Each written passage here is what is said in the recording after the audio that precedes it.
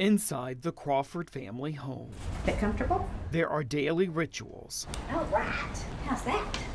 Now you can be the center of attention. Getting out of bed before therapies begin in their Northeast Texas home. I'm gonna come around to the other side so I can help guide your elbow a little bit. Help Reach, reach, reach. that comes to 20-year-old Kimberly Crawford through a state-funded program called the Medicaid waiver system. There you go, good. Kimberly's parents adopted her in Louisiana at age 3. She was born at 24 weeks with 7 drugs in her system and with multiple disabilities, including cerebral palsy. Training her on how to eat, helping her with being able to manipulate her body to the best of her ability. If those things had not been in place, it'd be a different child sitting here, completely, if sitting here at all. Texas officials developed the waiver system that brings home-based care to people like Kimberly in the 1980s as nursing home costs were soaring for the state. The goal was to save the state money and give patients as much independence as possible in their own homes and communities. Crawford and her husband moved back to their hometown of Paris 10 years ago. When we got here, they started telling me about waivers, and of course I was just like, okay, what is a waiver? Why do I need it? What will it do? Here's how this system works. The state has 6 different waivers for a person to possibly receive care. Each one gets its own wait list.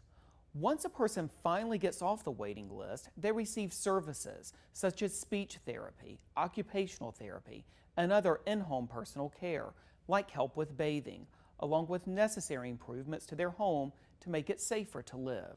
But here's the problem.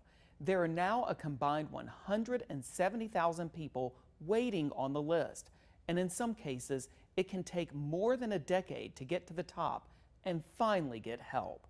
While they wait, families often have to admit a loved one into a facility or burn through their own money for care, and in some cases, suffer without care. Kimberly gets services through a waiver for medically dependent children, but the waiver services end when she turns 21, and she's still on the wait list and years away from making it to the top for other waiver services for adults. I fear for her life. Absolutely. Basically, without a waiver program, my daughter becomes a nobody in the eyes of the state. Dennis Burrell, executive director for the Coalition of Texans with Disabilities, says advocates have pressed for years for the state to dramatically overhaul the system. It's been neglected for years, and it's gone nothing but bigger and bigger and bigger. Burrell says a properly funded and functioning system will ultimately save the state money. People that need these services, who get reliable waiver services or community services of any kind, stay healthier.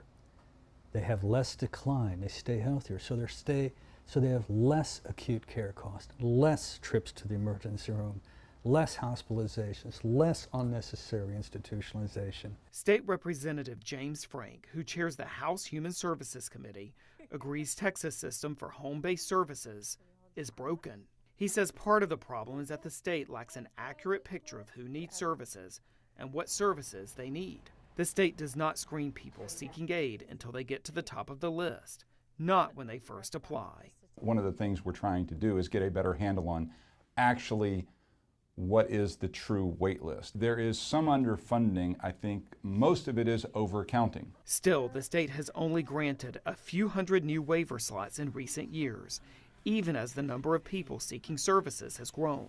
Officials from the Texas Department of Health and Human Services say that as lawmakers sort through operations of the program, they are doing what they can to ease the wait, including possibly directing patients to other available care. Crawford says she still feels the state is failing people like her family, and most especially Kimberly. I feel like as a Texan, Texans take care of each other.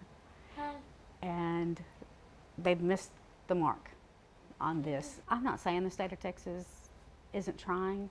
I'm just saying that what they're doing right now isn't successful. And so we have to find something that is.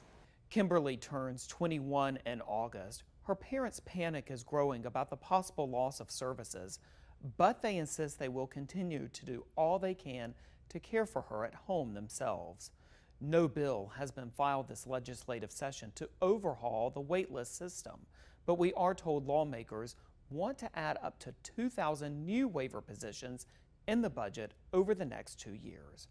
For the KVUE Defenders, I'm Tony Plahetsky, KVUE News.